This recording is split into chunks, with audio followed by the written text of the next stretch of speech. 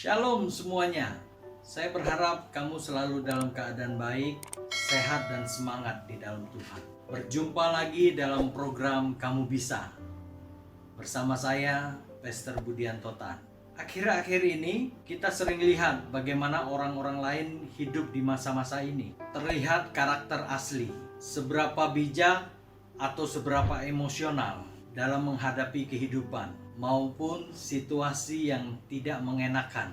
Waktu-waktu ini juga kamu dapat melihat seberapa penatnya kehidupan yang disajikan karena suatu masalah. Tapi orang bijak akan melihat masalah sebagai kesempatan untuk berbenah diri. Sejauh mana kita hidupi hari-hari ini? Sudahkah kita bijak atau malah ceroboh? Sudahkah menggunakan waktu dan kesempatan dengan baik atau asal-asalan? Mari kita buka firman Tuhan dalam Efesus 5 ayat 15. Karena itu, perhatikanlah dengan seksama bagaimana kamu hidup. Jangan seperti orang bebal, tetapi seperti orang arif. Di ayat ini menekankan bagaimana harus kamu perhatikan dengan seksama apa yang tersaji di sekeliling kamu. Bagaimana kehidupan dinamis ini bergulir, di mana lingkungan di mana kamu berada menjadi penentu bagi kehidupanmu. Ini harus kamu perhatikan dengan seksama, yang artinya adalah bagaimana kamu mau membawa kehidupanmu di tengah lingkungan kamu berada. Bagaimana kamu hidupi kehidupanmu. Apakah menjadi orang yang bijak atau menjadi orang yang bebal? Kehidupan ini menyajikan beragam jenis kehidupan yang bisa kamu pilah dan pilih melalui setiap perjalanan hidup yang sudah kamu lewati atau mempelajari pengalaman yang sudah orang lain alami. Namun, permasalahan yang sering kali terjadi, apakah pernah kita pelajari untuk mencobainya atau belajar untuk menjadi lebih baik? Seringkali orang banyak belajar mendengar untuk meresponi, bukan belajar untuk memahami. Ada di manakah posisi kamu saat ini? Kita tahu bahwa dimanapun orang bijak berada, di situ pula ada lingkungan yang berbeda. Di situ pula ada lingkungan diberkati. Dimanapun ia bergaul, ia akan menjadi kesenangan.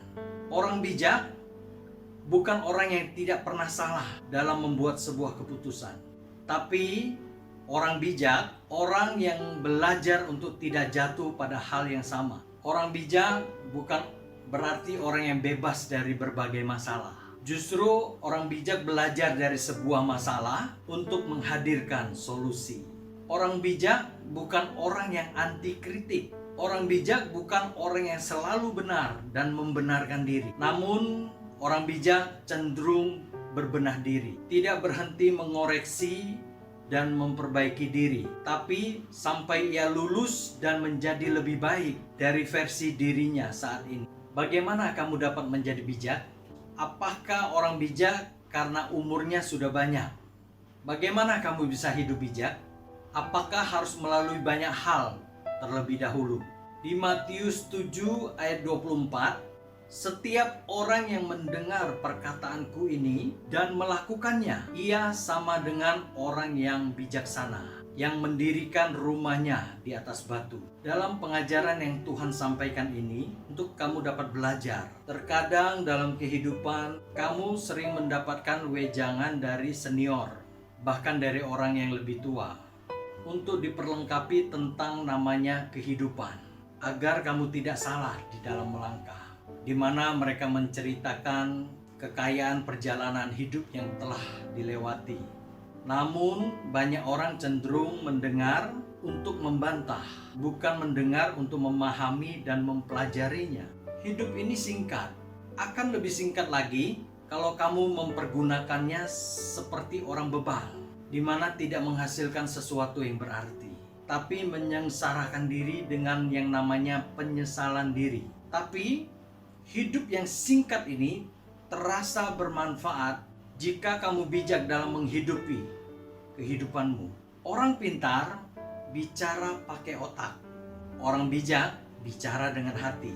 Orang pintar cenderung mendengar untuk meresponi.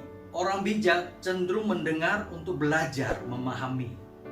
Karena orang bijak cenderung belajar untuk tidak terjebak, dan orang bijak belajar untuk menjadi lebih bijak.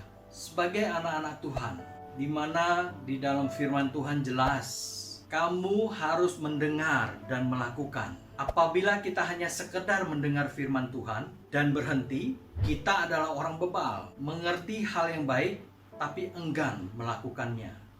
Dalam situasi dan lingkungan di mana kamu berada dan menyaksikan, tentu banyak hal yang bisa dipelajari dan dipraktekkan melalui firman yang kamu dengar. Mari buat sebuah perbedaan, bukan mengeksklusifkan diri, tapi berbaur untuk menyadari dan menyemangati.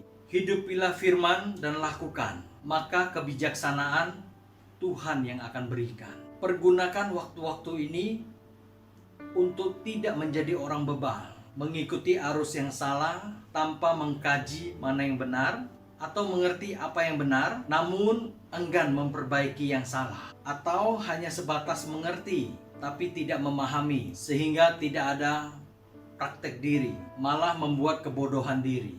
Waktu yang ada saat ini tidak akan dapat kembali dan ditebus kembali jika kamu tidak sadari apa yang harus kamu lakukan. Terlarut dalam situasi dan bukan belajar akan situasi yang kamu hadapi. Namun sebaliknya, jika waktu yang begitu singkat ini dapat kamu lakukan dengan berakal budi dan bijak, maka kamu akan melihat dampak dari apa yang kamu kerjakan sekarang. Tidak ada kata terlambat untuk belajar dan memulai sesuatu dengan bijak. Setiap masa kelam mungkin membuat kamu malu dan enggan. Kamu tidak bisa mengubah masa kelam karena kebodohan sebelum mengenal namanya kebijaksanaan. Tapi kamu dapat menghapusnya secara perlahan ketika kamu mulai menyadari untuk belajar dan mempraktekkan segala kebijaksanaan melalui firman-Nya. Seorang bijak tidak akan membicarakan masa lalu. Seorang bijak tidak akan membicarakan hal yang melemahkan. Tapi seorang bijak lebih mengerjakan untuk masa depan dengan ide-ide yang positif dan kerja-kerja yang kreatif dan inovatif. Di manakah dirimu saat ini? Apakah masih keras kepala dan keraskan hati untuk percaya bahwa apa yang kamu miliki itu sudah benar?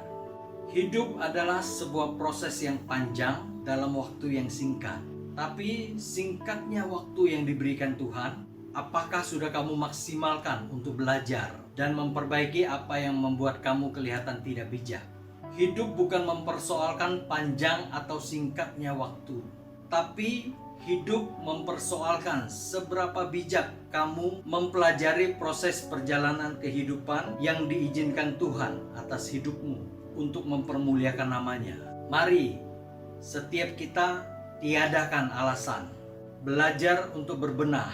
Disinilah kamu belajar bahwa menuju sesuatu yang lebih baik memang butuh yang namanya pengorbanan diri, yaitu berani mengesampingkan ego diri, mengutamakan apa yang seharusnya sebagai anak-anak terang. Tidak ada segala sesuatu yang baik tanpa adanya kemauan yang dikerjakan. Tidak akan ada namanya perubahan jika masih merasa sok bijak sendiri, enggan untuk mengubah diri lebih baik lagi. Setiap kita pasti punya ketakutan untuk menerapkan hal yang bijak, karena terkadang yang terjadi akan ada namanya seleksi yang mengakibatkan banyak yang pergi. Tapi percayalah, apabila itu kebenaran dari firman-Nya, yang pergi memang sudah seharusnya dan yang datang memang yang terbaik. Kamu bisa. Tuhan Yesus memberkati.